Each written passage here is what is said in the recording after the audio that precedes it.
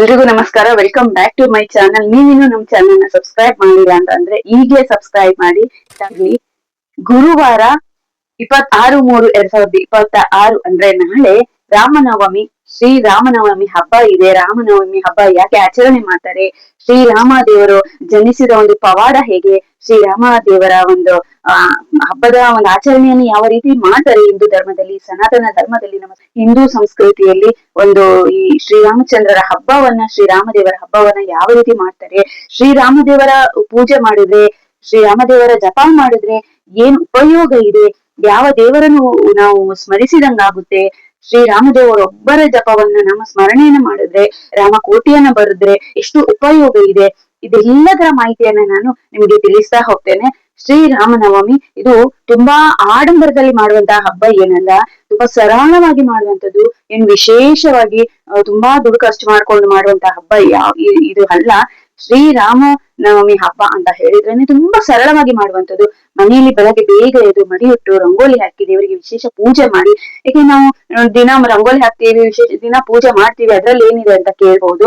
ಅದ್ರ ರಂಗೋಲಿ ಹಾಕಿ ದಿನ ರಂಗೋಲಿ ಹಾಕ್ತೀರಾ, ಹಬ್ಬದ ದಿನಗಳಲ್ಲಿ ಸ್ವಲ್ಪ ವಿಶೇಷವಾಗಿ ರಂಗೋಲಿ ಹಾಕ್ತೀರಾ, ಪೂಜೆ ಮಾಡ್ತೀರಾ ದಿನ ಅದ್ ಗೊತ್ತು. ಹಬ್ಬದ ದಿನಗಳಲ್ಲಿ ವಿಶೇಷವಾಗಿ ಹೂ ಹಣ್ಣು ನೈವೇದ್ಯವನ್ನ ಇಟ್ಟು ವಿಶೇಷವಾಗಿ ಪೂಜೆ ಮಾಡ್ತೀರಾ. ಆತರ ಪೂಜೆ ಮಾಡಿ, ಶಾಸ್ತ್ರೋಕ್ತವಾಗಿ ರಾಮನವಮಿ ಎಂದು ಪೂಜೆ ಮಾಡಿ. ನಿಮ್ಮ ಈ ಪೂಜೆ ತುಂಬಾ ಸರಳವಾಗಿರ್ಲಿ. ಯಾರೋ ಪಕ್ಕದ ಮನೆಯವ್ರು ನೋಡ್ತಾರೆ, ಅವ್ರು ನೋಡ್ತಾರೆ, ನಾವ್ ಸ್ಟೇಟಸ್ ಹಾಕೋಬೇಕು, 4 ಜನ ನೋಡ್ಬೇಕು, ಅವ್ರು ಮಾಡ್ತಾರೆ ನಾವ್ ಮಾಡ್ಬೇಕು, ಈ ತರದಿಂದ ನೀವು ಪೂಜೆ ಮಾಡ್ಬೇಡಿ. ಶ್ರದ್ಧಾ ಭಕ್ತಿಯಿಂದ ಪೂಜೆ ಮಾಡಿ, ಆ ದೇವರಲ್ಲಿ ತಲುಪುತ್ತೆ.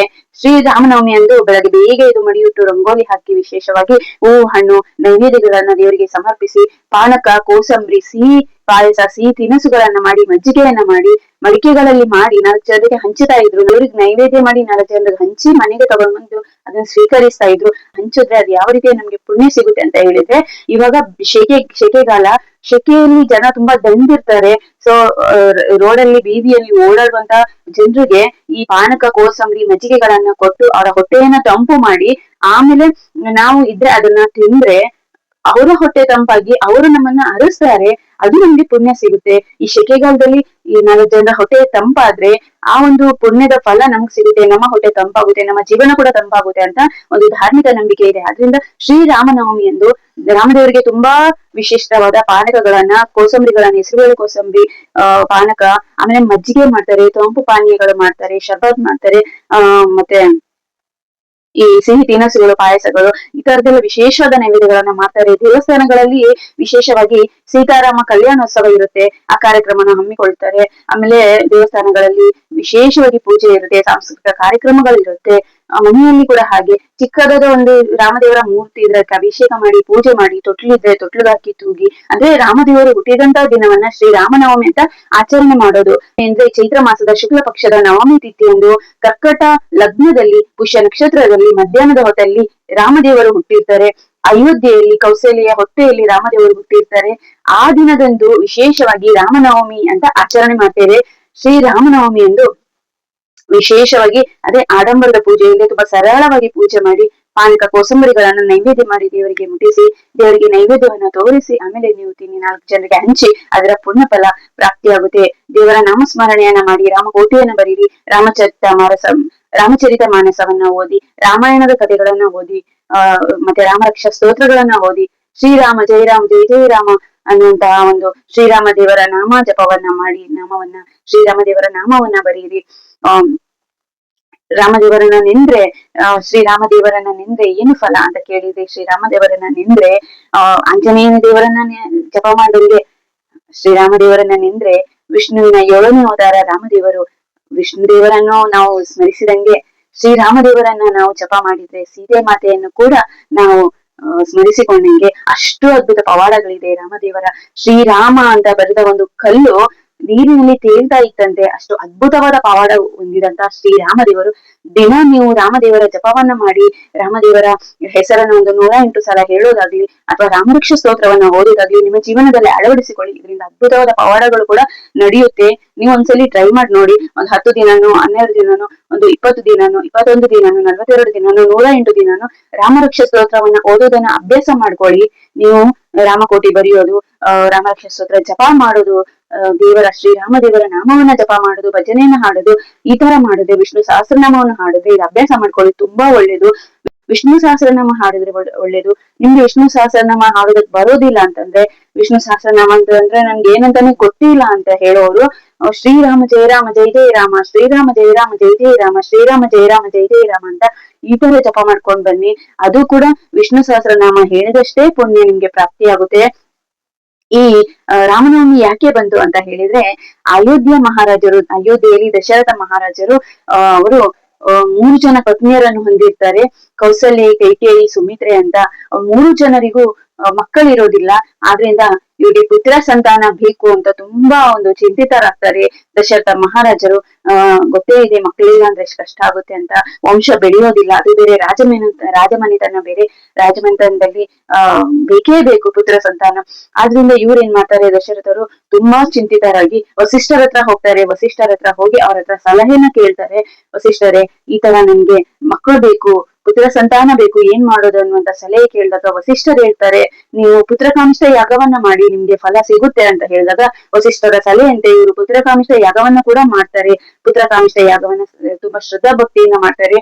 ಅಗ್ನಿದೇವ ಒಂದು ದಿವ್ಯ ಪಾಯಸದೊಂದಿಗೆ ಪ್ರತ್ಯಕ್ಷನಾಗಿ ದಶರಥ ಮಹಾರಾಜನ ಕೈಯಲ್ಲಿ ಒಂದು ದಿವ್ಯ ಪಾಯಸವನ್ನು ಕೊಟ್ಟು, ಇದನ್ನು ನಿನ್ನ ಪತ್ನಿಯರ ಸೇವನೆ ಮಾಡ್ಲಿಕ್ಕೆ ಹೇಳು, ನಿನ್ಗೆ ಪುತ್ರ ಭಾಗ್ಯ ದೊರೆಯುತ್ತೆ ಅಂತ ಹೇಳಿ ಆಶೀರ್ವಾದ ಮಾಡಿ ಹೋಗ್ತಾರೆ.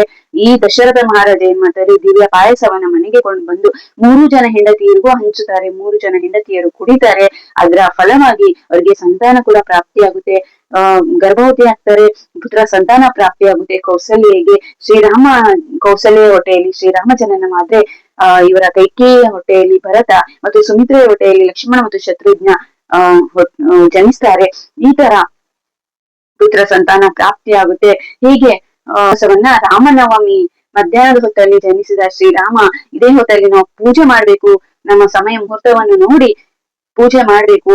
ಅದೇ ದಿವಸ ನವಮಿ ತಿಥಿ ಇರೋದ್ರಿಂದ ಈ ನವಮಿಯಲ್ಲಿ ನಾವು ರಾಮನವಮಿ ಅಂತ ಪೂಜೆ ಮಾಡ್ತೇವೆ. ಚೈತ್ರ ಮಾಸದ ಶುಕ್ಲ ಪಕ್ಷದ ನವಮಿ ತಿಥಿಯಂದು ಪುಷ್ಯ ನಕ್ಷತ್ರದಲ್ಲಿ ಕರ್ಕಟ ಲಗ್ನದಲ್ಲಿ ಮಧ್ಯಾಹ್ನದ ಹೊತ್ತಲ್ಲಿ ಹುಟ್ಟಿದ ಶ್ರೀರಾಮ ದೇವರ ಒಂದು ನೆನಪಿಗಾಗಿ ನಾವು ರಾಮನವಮಿಯನ್ನು ಆಚರಣೆ ಮಾಡ್ತೇವೆ.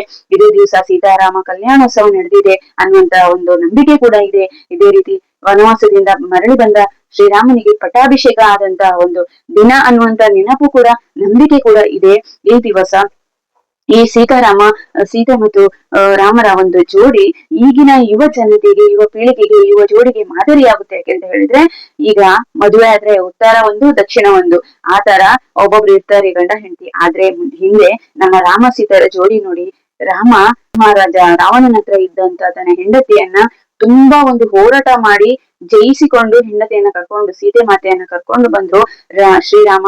ಅದೇ ರೀತಿ ತನ್ನ ಗಂಡ ವನವಾಸಕ್ಕೆ ಹೋಗ್ತಾರೆ ಅಂತ ಗೊತ್ತಿದ್ರು ಈ ಅರಮನೆಯ ರಾಜ ವೈಭೋಗದಲ್ಲಿ ಬೆಳೆದಂತಹ ಸೀತಾಮಾತೆ, ಇಲ್ಲ ನನ್ನ ಗಂಡನ ಜೊತೆ ನಾನು ಹೋಗ್ತೇನೆ, ನನ್ನ ಗಂಡ ಎಲ್ಲಿ ಇರ್ತಾರೋ ಅದೇ ನನ್ನ ಅರಮನೆ, ಅದು ವನವಾಸವಾದ್ರೂ ಸರಿ, ಅದು ಸೆರೆಮನೆ ಆದ್ರೂ ಸರಿ, ಸೆರೆವಾಸವಾದ್ರೂ ಸರಿ, ನಾನು ನನ್ನ ಗಂಡನ ಜೊತೆ ಇರ್ತೇನೆ, ಅದೇ ನನ್ನ ಧರ್ಮ, ಅದು ನನ್ನ ಸತಿ ಧರ್ಮ, ನಾನು ಹೋಗ್ತೇನೆ. ಇಂತ ಅರಮನೆಯ ರಾಜ ವೈಭೋಗ ನನ್ಗೆ ಬೇಡವೇ ಬೇಡ, ನನ್ನ ಗಂಡ ಎಲ್ಲಿ ಇರ್ತಾನೋ ಅದೇ ನನ್ಗೆ ಅರಮನೆ ಅಂತ ಹೇಳ್ಕೊಂಡು ಈ ಅರಮನೆಯ ವೈಭೋಗಗಳನ್ನ ತ್ಯಜಿಸ್ಕೊಂಡು ವನವಾಸಕ್ಕೆ ಹೋಗ್ತಾರೆ. ಇದು ಈ ನಮ್ಮ ಯುವ ಜೋಡಿಗೆ, ಯುವ ಪೀಳಿಗೆಗೆ ಒಂದು ಮಾದರಿಯಾಗಿದೆ. ಈ ಸೀತಾರಾಮರ ಜೋಡಿ ಮಾದರಿಯಾಗಿದೆ. ಅನೇಕ ದೇವಸ್ಥಾನಗಳಲ್ಲಿ ಸೀತಾರಾಮರ ಕಲ್ಯಾಣೋತ್ಸವ ಕೂಡ ನಡೆಯುತ್ತೆ. ಸೀತಾರಾಮರ ಕಲ್ಯಾಣೋತ್ಸವ ನಡೆದ್ರೆ ಅಲ್ಲಿ ಭಾಗಿಯಾಗಿ ನಿಮ್ಗೆ ತುಂಬಾ ಒಳ್ಳೇದು, ತುಂಬಾ ಪುಣ್ಯ ಫಲ ಪ್ರಾಪ್ತಿ ಆಗುತ್ತೆ. ಈ ಕಲ್ಯಾಣೋತ್ಸವನ ನೀವು ಕಣ್ತುಂಬ ನೋಡ್ಕೊಂಡ್ರೆ ಅಥವಾ ಕೇಳಿದ್ರೆ ತುಂಬಾ ಒಳ್ಳೇದು. ಅದ್ರಿಂದ ಅದಕ್ಕೆ ನೀವು ಭಾಗಿಯಾಗಿ, ಸೀತಾರಾಮ ಕಲ್ಯಾಣೋತ್ಸವ ಎಲ್ಲಾದ್ರೂ ಕಾರ್ಯಕ್ರಮ ನಡೀತಾ ಇದ್ರೆ ನೀವು ಆ ಕಾರ್ಯಕ್ರಮಕ್ಕೆ ಭಾಗಿಯಾಗಿ ಅಂತ ಹೇಳ್ತೀನಿ.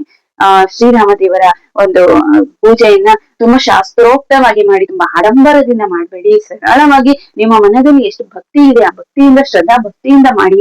ತುಂಬಾ ದುಂದು ವೆಚ್ಚ ಮಾಡ್ಕೊಂಡು ಹಬ್ಬ ಮಾಡ್ಬೇಕು ಆತರ ಏನು ಇಲ್ಲ. ತುಂಬಾ ಸರಳವಾಗಿ ನಿಮ್ಮ ಕೈಯಲ್ಲಿ ಏನಾಗುತ್ತೆ, ಎಷ್ಟಾಗುತ್ತೆ ಅಷ್ಟೇ ರೀತಿಯಿಂದ ಒಂದು ಸ್ವಲ್ಪ, ನೀವೇನು ಕ್ಯಾನ್ ಗಟ್ಲೆ ಬಿರನ್ ಗಟ್ಲೆ ಪಾನಕಗಳನ್ನ ಮಾಡಿ ಊರವ್ರಿಗೆಲ್ಲ ಹಂಚ್ಬೇಕು ಅಂತ ಇಲ್ಲ.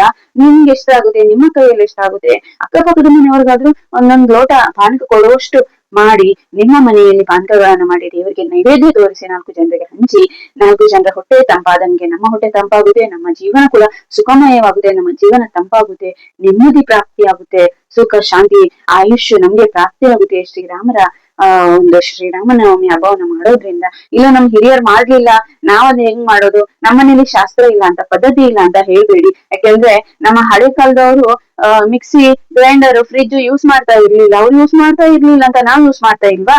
ಮಾಡ್ತಾ ಇದೀವಿ. ಅದೇ ರೀತಿ ಇವಾಗ ಅವ್ರು ಮಾಡ್ತಾ ಇಲ್ಲ ಅಂತ ನಾವು ಮಾಡೋದು ಆ ತರ ಅಲ್ಲ. ಇಲ್ಲ ನಾವು ಮಾಡಬಹುದು, ಏನ್ ತೊಂದ್ರೆ ಇಲ್ಲ. ದೇವರ ಪೂಜೆಯನ್ನ ಮಾಡಿದ್ರೆ ನಮ್ಗೆ ಪುಣ್ಯ ಪ್ರಾಪ್ತಿ ಆಗೋದು. ಆದ್ರಿಂದ ನಿಮ್ಮ ಕೈಯಲ್ಲಿ ಎಷ್ಟಾಗುತ್ತೆ ತುಂಬಾ ಆಡಂಬರದಲ್ಲಿ ಮಾಡೋದು ಯಾವುದು ಅಗತ್ಯ ಇಲ್ಲ. ತುಂಬಾ ಸರಳವಾಗಿ ನಿಮ್ ಕೈಲಿ ಎಷ್ಟಾಗುತ್ತೆ ಆ ರೀತಿಯಿಂದ ಈ ರಾಮದೇವರ ಒಂದು ರಾಮನವಮಿಯನ್ನ ಆಚರಣೆ ಮಾಡಿ, ರಾಮಕೋಟೆಯನ್ನ ಬರೀರಿ, ರಾಮಚರಿತ ಮಾನಸವನ್ನ ಓದಿ, ರಾಮಾಯಣದ ಕಥೆಯನ್ನ ಓದಿ ಕೇಳ್ಕೊಳ್ಳಿ. ಯೂಟ್ಯೂಬ್ ಅಲ್ಲಿ ಬರುತ್ತೆ. ವಿಷ್ಣು ಸಹಸ್ರನಾಮವನ್ನ ಕೇಳಿ, ವಿಷ್ಣು ಸಹಸ್ರನಾಮ ಗೊತ್ತಿದ್ರೆ ಅದನ್ನ ಹೇಳಿ, ರಾಮರಕ್ಷ ಸ್ತೋತ್ರವನ್ನ ಹೇಳಿ. ತುಂಬಾ ಒಂದು ವಿಶೇಷವಾದ ಪುಣ್ಯವನ್ನು ಪ್ರಾಪ್ತಿ ಆಗುತ್ತೆ. ಯಾಕಂದ್ರೆ ಅದ್ ನಿಮ್ಗೆ ಗೊತ್ತೇ ಇದೆ ಶ್ರೀರಾಮ ದೇವರ ಪವಾಡ ಎಷ್ಟು ಅದ್ಭುತವಾಗಿರೋದು ಅಂತ.